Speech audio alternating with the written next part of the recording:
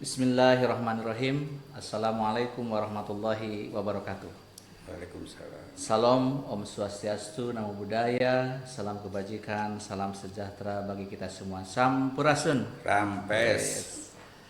Alhamdulillah para pemirsa semua, masyarakat Majalengka pada khususnya, kita kembali lagi ke acara podcast KPU Kabupaten Majalengka. Dan pada kesempatan ini tentunya bukan main ya. Ini tamu undangan yang sangat keren sekali. Beliau adalah anggota DPR RI dari Dapil SMS atau Dapil 9 ya Pak ya? Ya, Jabar Dapil, 9. Jabar 9, Dapil 9. Tentunya pada kesempatan ini insya Allah KPU Kabupaten Majalengka dalam podcast kali ini membawakan tema yaitu mewujudkan pemilu yang ramah lingkungan untuk masa depan berkelanjutan. Nah ini kayaknya sangat pas sekali nih. Kalau saya melihat dari biografis Kang Haji, nggak apa-apa sebut Kang Haji ya. Ya, Nah, banyak sekali inti insya Allah saya bacakan. Tapi tentunya sebelum kita ngobrol-ngobrol dikit sama Kang Haji, indah rasanya diperkenalkan dulu lah, karena ini tamu yang sangat istimewa bagi kami tentunya. Silakan Kang Haji. Terima kasih. Assalamualaikum warahmatullahi wabarakatuh. Saya Ateng Sutisna, anggota DPR RI dari fraksi PKS daerah pemilihan Jabar 9. Kebetulan saya juga orang Majalengka asli, lahir 6 Maret 61 di Majalengka. Kemudian SD, SMP di Majalengka, SMA kebetulan saya di Cirebon.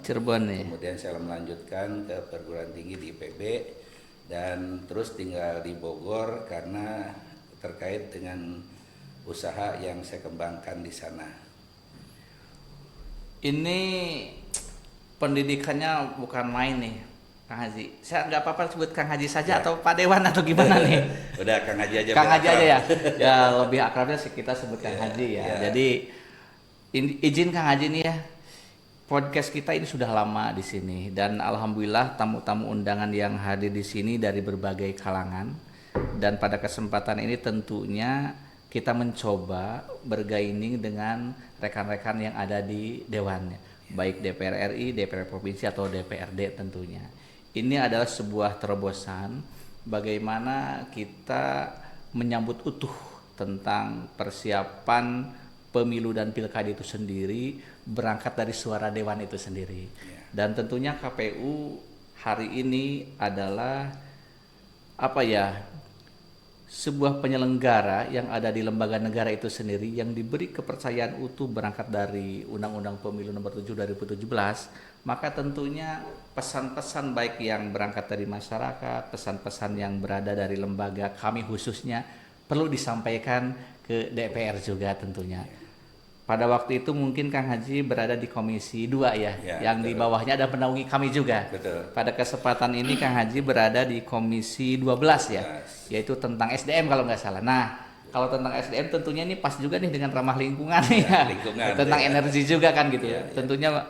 Nah, selain daripada itu ini ada sebuah jembatan mungkin bagaimana penyelenggara menyampaikan hal-hal yang terjadi juga di Kabupaten Majalengka itu sendiri yang kita lihat dari kacamata KPU terhadap partisipasi masyarakat pemilih yang semoga untuk 2029 nanti menjadi pemilih yang betul-betul literal, pemilih yang cerdas gitu ya.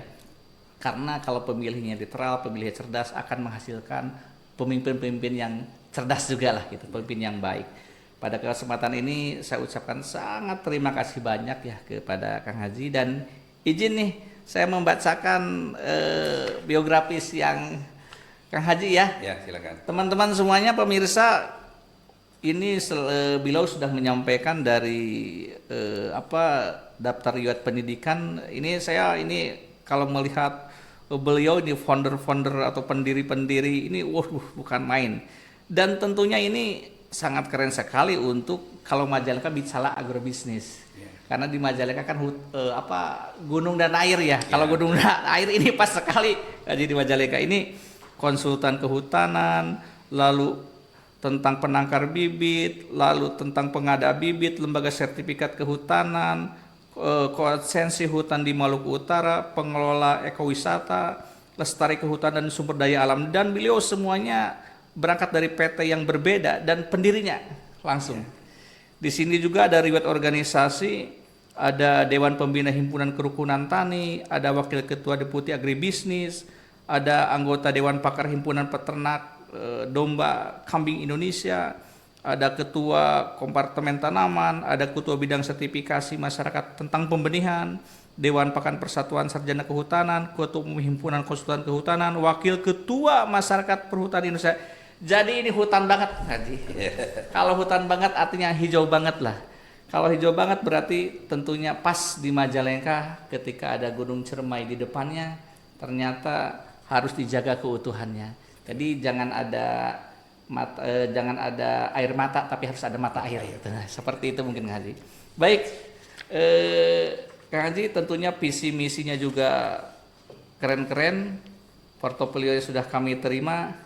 Dan semangat terus untuk Kang Haji sebagai anggota Dewan di Komisi 12 DPR RI dari Partai PKS ya, dari Partai PKS. Baik Kang Haji, ini sedikit kita ngobrol-ngobrol saja, tentunya menjadi perwakilan dan mewakili semuanya dengan tema mewujudkan pemilu yang ramah lingkungan untuk masa depan berkelanjutan. Nah mungkin ini sudut pandang dari Kang Haji saja yang dimaksud dengan pemilu ramah lingkungan, kira-kira pandangan dari sebagai sarjana kehutanan nih atau memiliki keramahan hutan gitu ya, untuk pemilu yang ramah lingkungan seperti apa kira-kira? Ya, terima kasih. Pertama-tama saya ingin menyampaikan apresiasi terlebih dahulu terhadap KPU Majalengka ya, yang sudah mengadakan kegiatan podcast macam ini. Baik. Ini adalah satu media untuk komunikasi antara KPU dengan pemilih yang ada di Majalengka, kemudian juga dengan seluruh stakeholder. Karena sekarang ini jujur sosialisasi yang paling efektif adalah menggunakan sosial media. Ini salah satunya, dan apalagi mungkin pemilu yang akan datang itu akan diisi oleh generasi Z ya, Gen Z. Nah ini sangat tepat karena mereka rata-rata berada di situ. Jadi dan dikaitkan dengan pemilu ramah lingkungan yang kebetulan saya selama ini juga sebagai praktisi di lingkungan, baik sebagai konsultan lingkungan, kemudian yang terbiasa menanam atau merehabilitasi das ya, artinya dalam rangka perbaikan lingkungan. Semuanya dalam rangka perbaikan lingkungan itu. Nah, ini saya punya gagasan juga yang waktu di Komisi 2 saya sangat mendorong bagaimana ke depan itu melakukan pemilu itu inginnya tidak harus menggunakan kertas. Karena kertas itu kan bahannya dari kayu. Satu lembar kertas itu kayunya banyak sekali. Dan itu walaupun berasal dari hutan tanaman, tapi kan kita tetap akan menebang kayu. Saya selama ini walaupun saya orang profesinya di kehutanan, dan semua profesi kehutanan itu saya pernah mengalaminya, tapi hanya satu yang tidak pernah saya alami, yaitu menebang pohon. Ya, karena bagi saya menebang pohon itu suatu hal yang mudah, tapi yang susah itu menanamnya. Susah ya. Itu makanya saya bergerak di bidang penanaman pohon sekarang ini, karena yang menanam pohon udah banyak, menebang pohon sudah banyak begitu.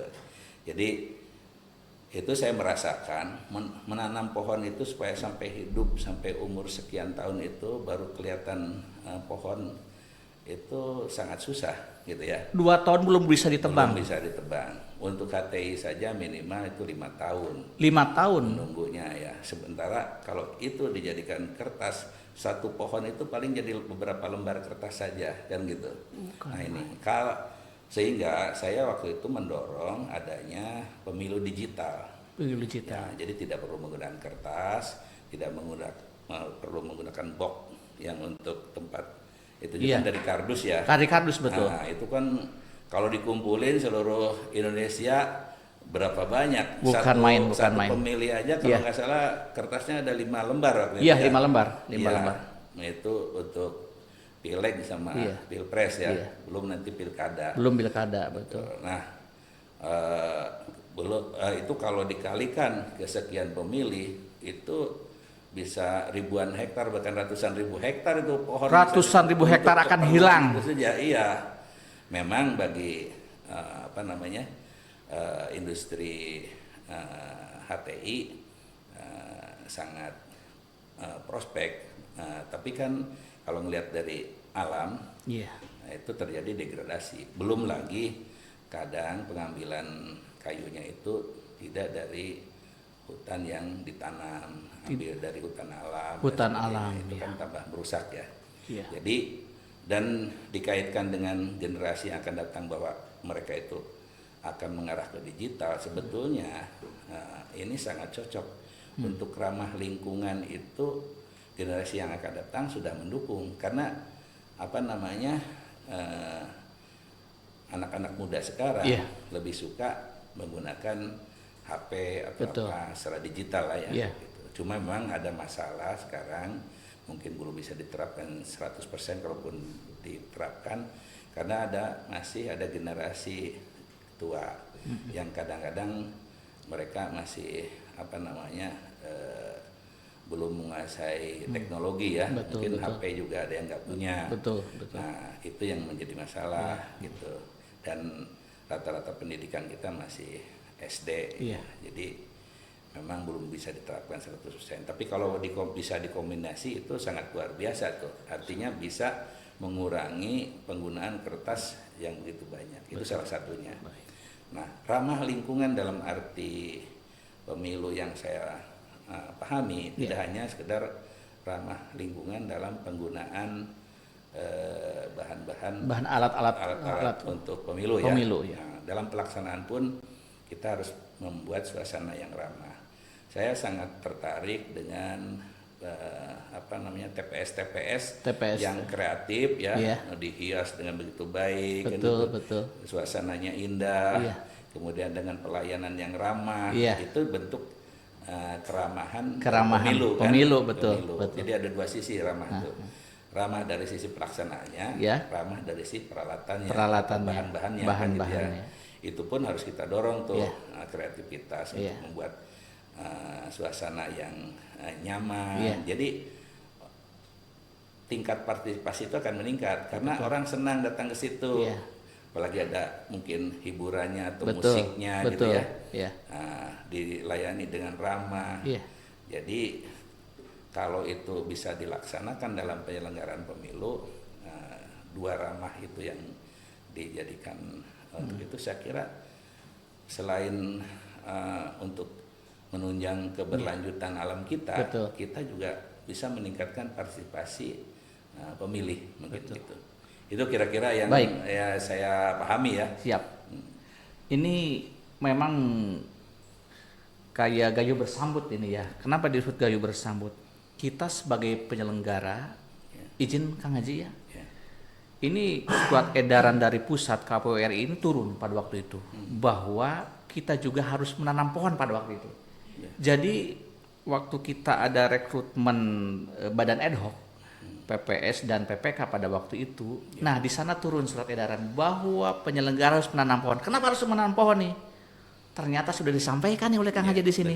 Bukan main banyak kertas yang dipakai dan banyak pohon yang tumbang. Bayangkan aja Sobat Kang Haji, seluruh kegiatan pemilu atau pilkada dari mulai kertasnya, dari mulai kotaknya itu semuanya dari kertas. kalau semuanya dari kertas, semuanya pasti bermuara dari pohon semua.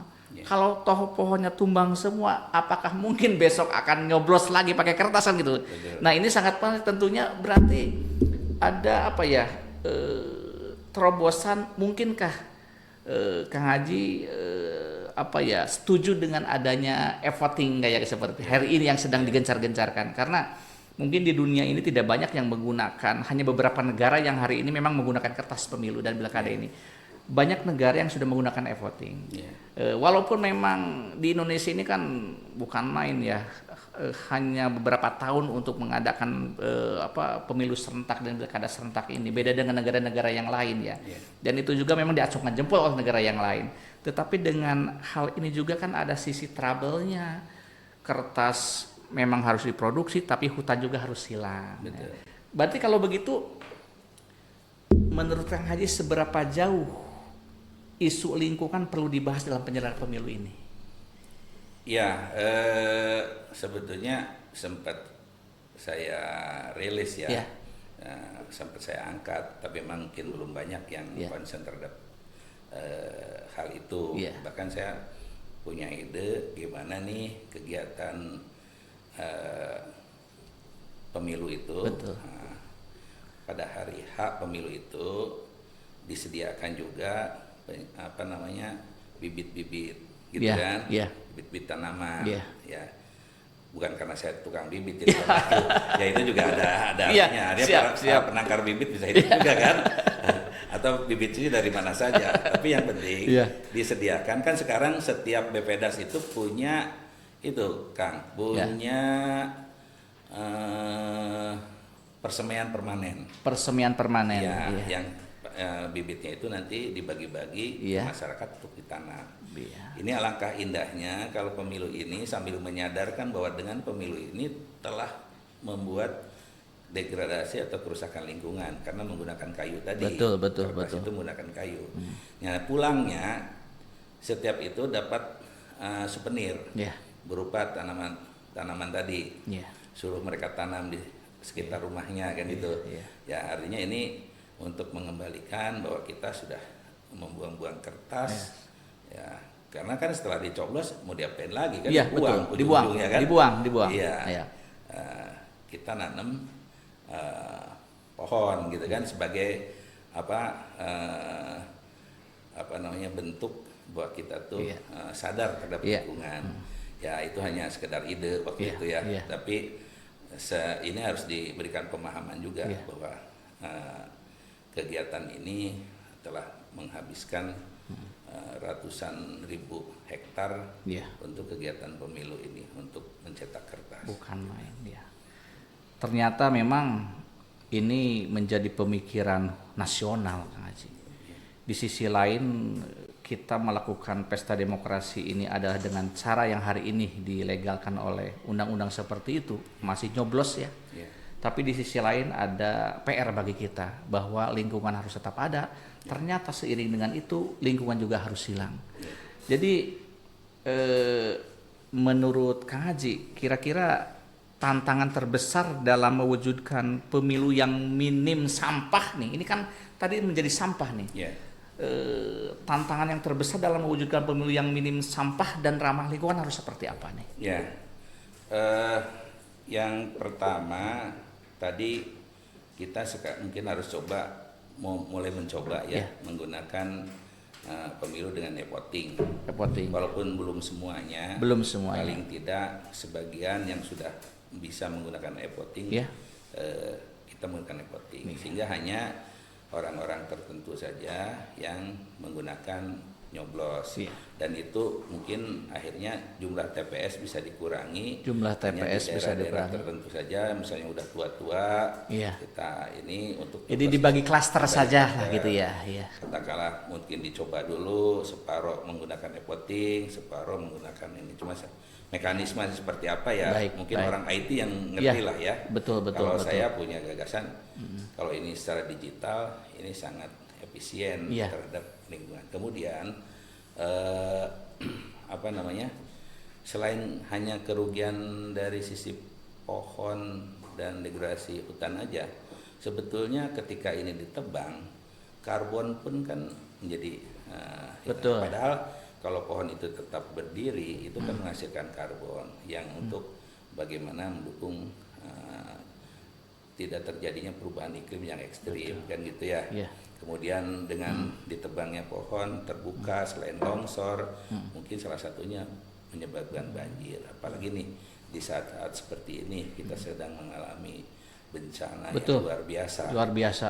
Yang kalau ditelusuri itu akibat kerusakan hutan. Kerusakan hutan. Kerusakan hutan itu salah satunya diantaranya ya mungkin untuk pembuatan kertas dan sebagainya di situ, gitu ya. Jadi pemilu saat ini masih punya andil terhadap kejadian alam ini, kejadian bencana ini. Nah, ke depan kalau memang ingin jadi pemilu ramah lingkungan dan pemilu bersih, artinya kita mendukung untuk terciptanya udara yang bersih. Gitu. Tadi kan alat-alat peraga pemilu itu menghasilkan sampah gitu ya.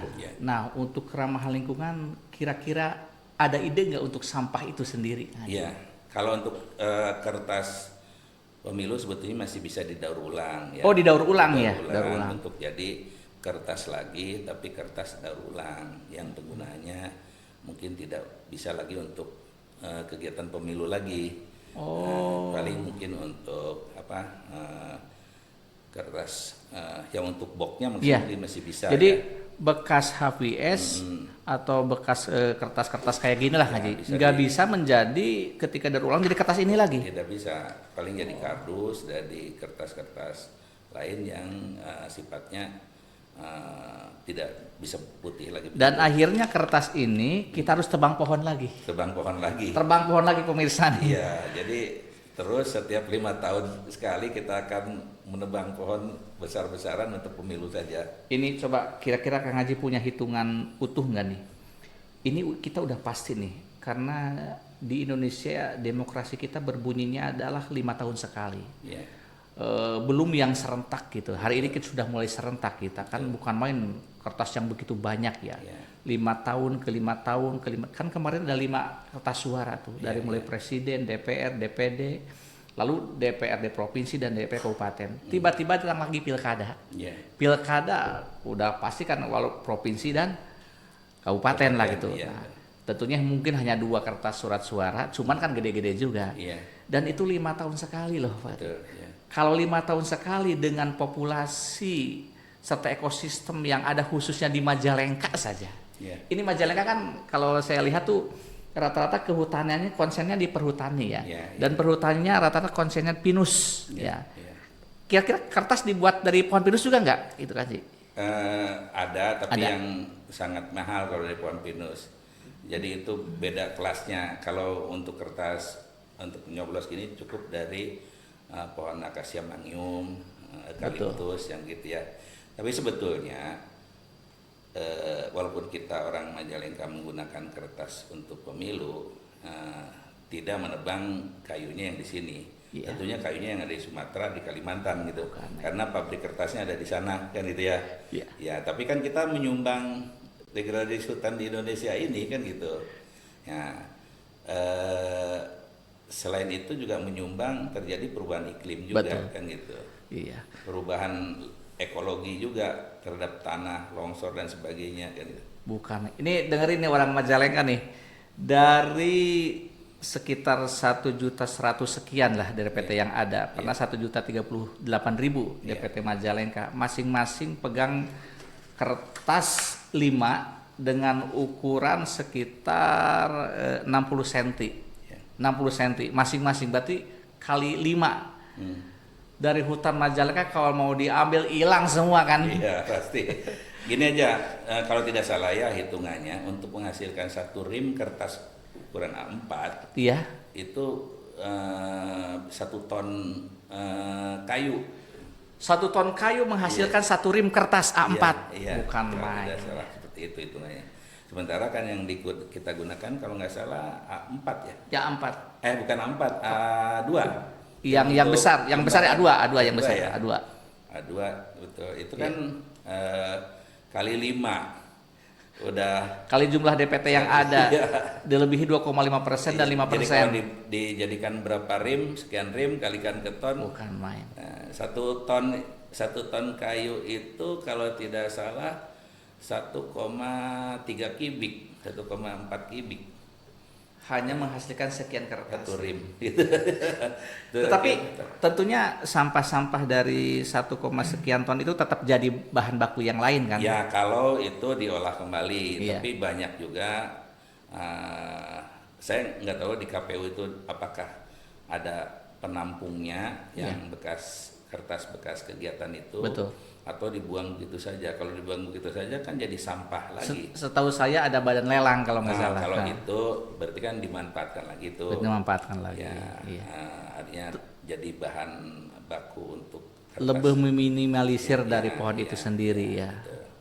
Baik, ini kita Kang Haji baru berbicara dalam alat peraga yang bukan main begitu banyak menghabiskan pohon ya. Iya. Belum dari TPS-TPS itu sendiri yang memang ramahnya itu bukan hanya ramah alat peraganya saja, ramah ramah sampahnya juga, Iya. lalu ramah lokasinya juga, lalu ramah dari SDM penyelenggara itu sendiri. Iya. Kira-kira ada pesan nggak untuk ramah lingkungannya? Kira-kira kondisinya harus seperti apa TPS-TPS yang ada di kita gitu kan?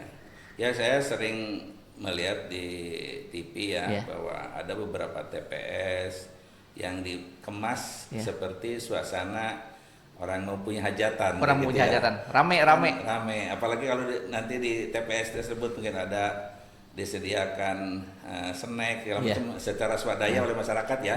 Tentunya kalau dari pemerintah ya nggak sanggup lah pemerintah menyediakan itu semua ya.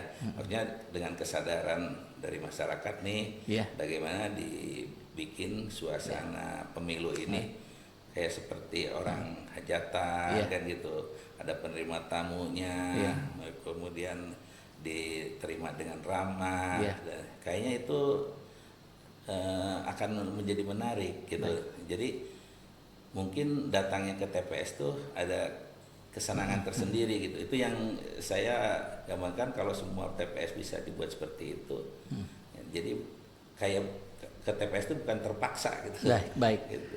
Ini Kang Haji, saya masih ternyata kaget ya sebegitu besarnya peran pohon ya Ya. untuk jadinya sebuah produk kertas dan akan kita pakai yang volume banyak itu dalam pemilu dan pilkada ini, dan ini akan terus bergulir ya.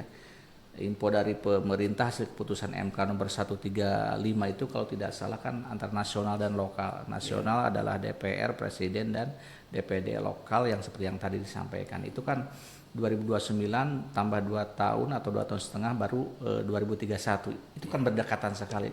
Tapi walaupun memang belum disampaikan juga oleh khususnya Komisi 2 ya gitu kan. Apakah akan terjadi sesuai keputusan MK atau tidak kan kita belum tahu lah gitu. Karena undang-undang juga belum berubah tentang pemilu itu sendiri. Hanya kira-kira ada ini enggak perlu diperkuat enggak dari sisi regulasi untuk pemilu ramah itu? Saya kira perlu dibicarakan secara khusus terutama oleh ahli-ahli lingkungan. Betul, gitu betul. ya. Ini bagaimana untuk mengurangi sampah atau limbah atau Betul. degradasi Iya. hutan dari kegiatan pemilu kan gitu.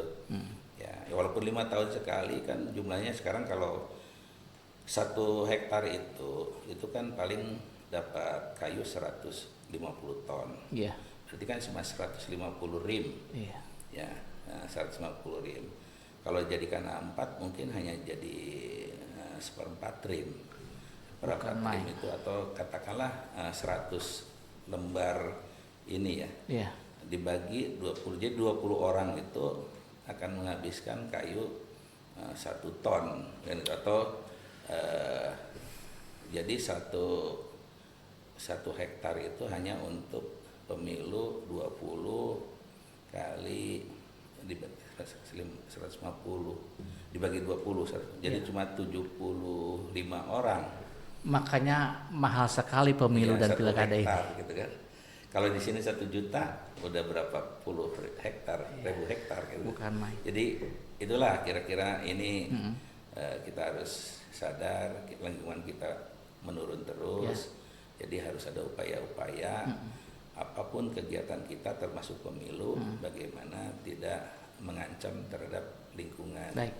Ini bukan hanya di sekedar alat peraga di KPU itu sendiri untuk pemilu pilkada. Ternyata kan dalam kegiatan pemilu dan pilkada di luar sisi KPU itu sendiri, baik parpol pendukung dalam pilkada atau calon yang sudah jadi ataupun dewan yang sedang nyalon, maaf calon legislatif, tentunya kan mereka juga banyak menggunakan kertas. Betul. Banyak yang menggunakan kertas karena kayak untuk brosur gitu kan, itu kan kertas semua. Betul. Kertas semua. Berarti apa ya? Kira-kira Kang Haji bersiap nggak mendorong adanya digitalisasi itu sendiri? Karena di KPI itu sendiri kegiatan untuk sosialisasi itu tidak hanya sekedar tatap muka, tapi kegiatan juga banyak dilakukan di media sosial gitu kan. Karena kita punya webnya, kita punya YouTube, kita punya TikTok, kita punya Facebook, kita punya IG lah gitu. Jadi itu semuanya informasi. Kalau semuanya disebarkan oleh kertas kan, waduh, bukan main ya. Berarti kira-kira pas nggak untuk pemilu dan pilkada selanjutnya bahwa kita sepakat untuk digitalisasi gitu kan? Betul. Apalagi kalau dikaitkan dari sejak sosialisasi para caleg atau calon presiden atau calon bupati gubernur dikaitkan dengan kampanye yang menggunakan tidak hanya kertas, yang lebih berbahaya menggunakan plastik itu untuk baliho itu kan. Betul. Itu kan akan jadi limbah. Nah, limbah itulah yang kalau kita hitung pasca pemilu itu makin gak ramah ini. Dan itu makin gak ramah karena untuk hancurnya plastik itu kan lama. Mungkin nanti ke depan perlu dibatasi, bahkan mungkin tidak boleh membuat pakai baliho. Udah aja kertas masih mending karena masih bisa cepat hancur ya. Betul. Cuma memang kalau kena hujan jadi itu. Tapi mungkin didorong untuk kampanye dalam bentuk digital. Dan lewat sosial media. Betul. Jadi saya kira mungkin didorong ke arah situ supaya penggunaan plastik terutama baliho spanduk segala macam itu dikurangi gitu. Baik. Ternyata pesan ramah untuk pemilu ramah lingkungan ini tidak hanya sekedar pemerintah itu sendiri hari ini dalam kebijakannya. Tadi juga masyarakat didorong ya. Jadi di sisi lain pemerintah memang produksi dan produktif untuk membuat kertas. Di sisi lain masyarakat juga harus siap dan semangat menanam pohon. Berarti akan tercipta ramah pemilu untuk selanjutnya. Keseimbangan lingkungan dan berkelanjutan. Kalau begitu ini yang terakhir mungkin Haji. Pesan-pesan untuk peserta pemilih nanti, terutama peserta pemilu yaitu para partai politik, masyarakat dan pemerintah tentunya. Ada pesan-pesan untuk ramah pemilu nanti. Silakan. Saya sebetulnya sangat mengharapkan generasi muda khususnya concern terhadap bagaimana pelaksanaan pemilu ya, mulai dari sosialisasi, kampanye, terus sampai pelaksanaan pemilu ini para generasi muda ikut memikirkan karena kerusakan lingkungan ini yang akan punya dampak paling besar karena generasi berikutnya. Jadi apalagi generasi yang sekarang ini sudah membiasakan diri di digitalisasi ya. Mungkin suarakanlah dari mereka untuk menciptakan pemilu bersih dan pemilu ramah lingkungan. Itu yang mungkin itu untuk para genjet untuk menyuarakan itu ya. Betul. Terus untuk para penyelenggara dan pengambil kebijakan, terutama anggota dewan, khususnya Komisi 2, Komisi 2 dan balegnya. Karena kebetulan saya sudah tidak di situ lagi, saya ingin titip pesan bagaimana di dalam menyusun pemilu itu masukkan poin-poin untuk mengurangi ketidakramahan di dalam pelaksanaan pemilu, baik ketidakramahan lingkungan maupun ketidakramahan dalam penyelenggaraannya gitu. Jadi bisa dimasukkan dalam poin-poin mana gitu. Atau mungkin dicoba pemilu hybrid gitu ya. Pemilu wah ini ada lagi jadi pajak lagi nanti harus ke sini lagi nih Mas.